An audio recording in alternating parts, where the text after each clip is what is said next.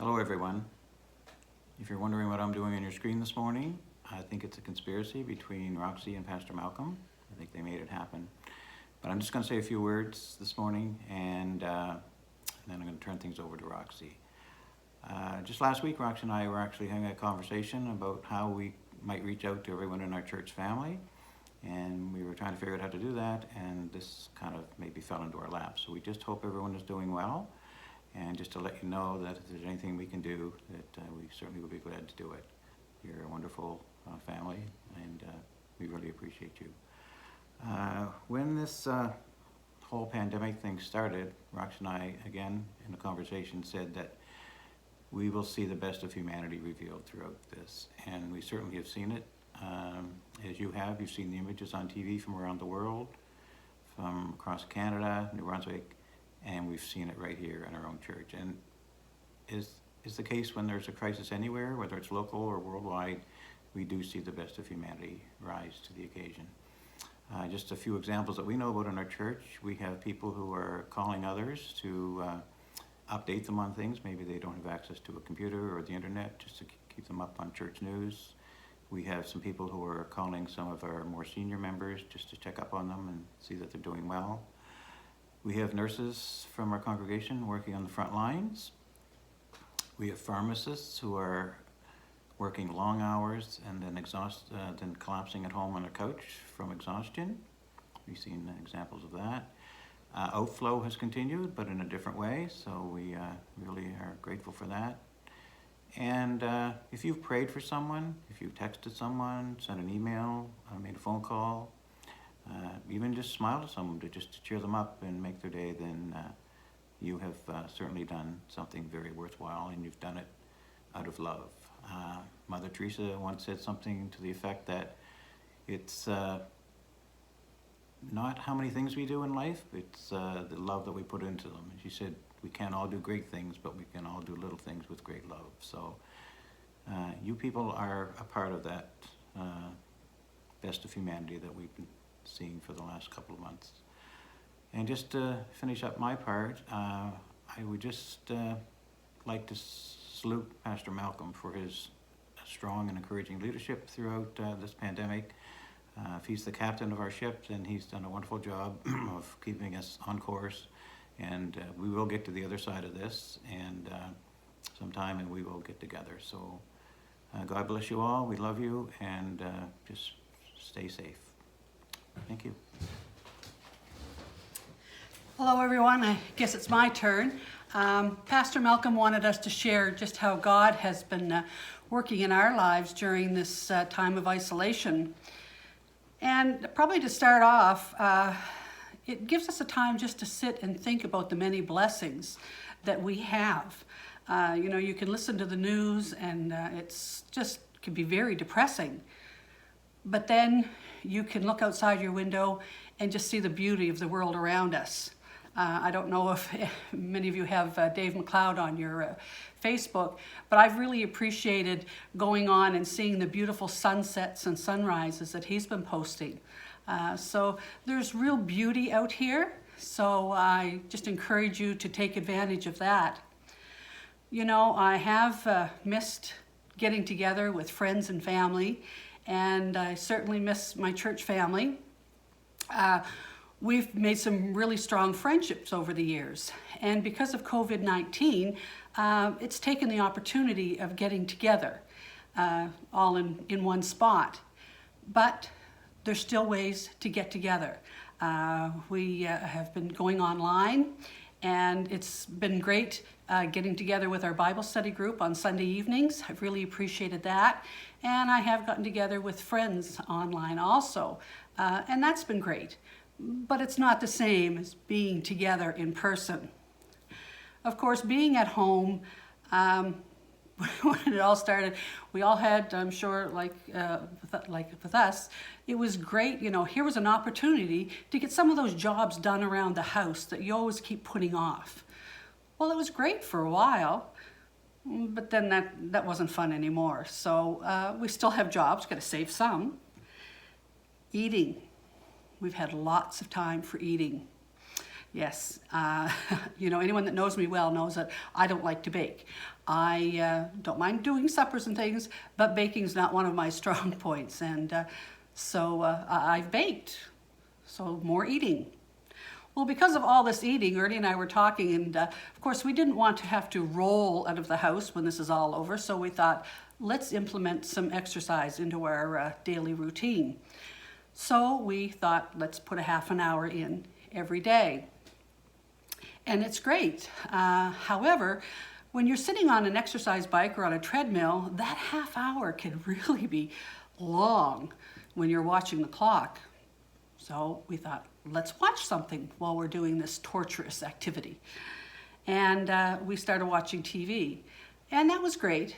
But as we got into this more and more, we thought, we couldn't be making better choice of our time. And it was a great opportunity to sort of start growing in our Christian walk. So we went on to YouTube, and there are so many opportunities of some really good speakers with sermons. Some are long, some are short. So we thought, okay, let's do this while we're exercising. And it certainly made the time go by a lot faster. And we found ourselves, after this was over, we would sit and continue watching videos. And we really felt the Lord talking to us through this. But we wanted more. What does God want us to do with this time? So as we talked and prayed, we really felt the Lord leading us that we should do a fast. Now, the Bible is filled with God asking, his people to fast. So I fasted before. Years ago, I remember fasting and gave up eating, didn't tell anybody, doing it all right, except I was focused on one thing. I wanted God to answer this one prayer for me. Well, he didn't.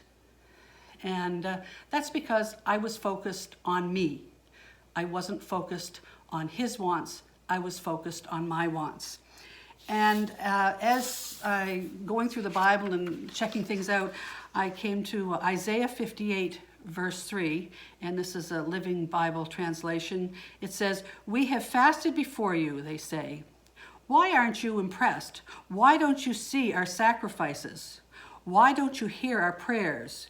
We have done much penance, and you don't even notice it." Well, of course. God didn't notice my prayer because I was focused on me. I wasn't focused on him. God wants a relationship with us. In thinking about Jesus, after he was baptized, he went and he fasted for 40 days and 40 nights. Now, if the Son of God felt that he needed to do that, then maybe I should look at doing that if I want to grow. If I want to, before he started his ministry, that's what he did. Maybe that's what I should be doing. And so Ernie and I thought, let's do this. Let's take a look at this. So we did. Now, you don't have to do fasting for 40 days or 40 nights. And with us, when we fasted, we decided that we would do like raw vegetables, fruit, and water for the day. Now, you don't have to fast on just food. You can give up television, maybe your cell phone, pop and chips. It doesn't have to be food related. It just has to be something that you're giving up, that you're giving something up that you love to grow spiritually.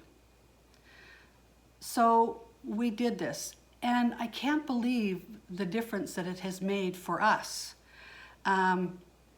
It's about growing closer to him. If I want to call myself a Christian, then that means that God has a job for me. He's not calling me just to come to church or go to a Bible study. He has a job for me.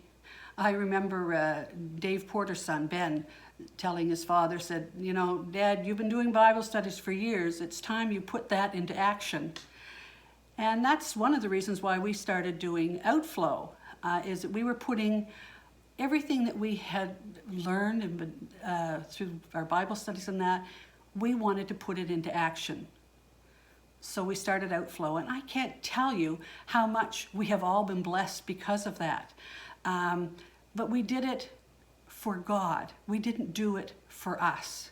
It was about serving others, not serving us. No matter your age or your health, God has a plan for you, and He has a job for you. It could be as simple as praying. It could be as big as going away as a missionary. But God has a job for all of us. And we can't find out what that is if we're so full of ourselves. We have to empty ourselves and fill Him in us. Anyway, God has been with Ernie and I throughout all of this, and He will continue to be with us. And do I understand why everything's going on that's going on in the world? Not a chance. I never will. But you know, God tells us, He says in Isaiah 55:8, my thoughts are not your thoughts, and your ways are not my ways. As long as I'm alive, I know that God has a job for me, and I want to make sure that I'm doing it. I want to be doing my job. And the only way I can do that is to be closer to Jesus. Anyway, it's not about me, it's about Him. So as you go, as we continue on through this time of distancing and not being together, take that opportunity to find out what God wants for you, how He wants you to grow, and what job He has for you. Thank you so much. Take care, stay safe, and God bless.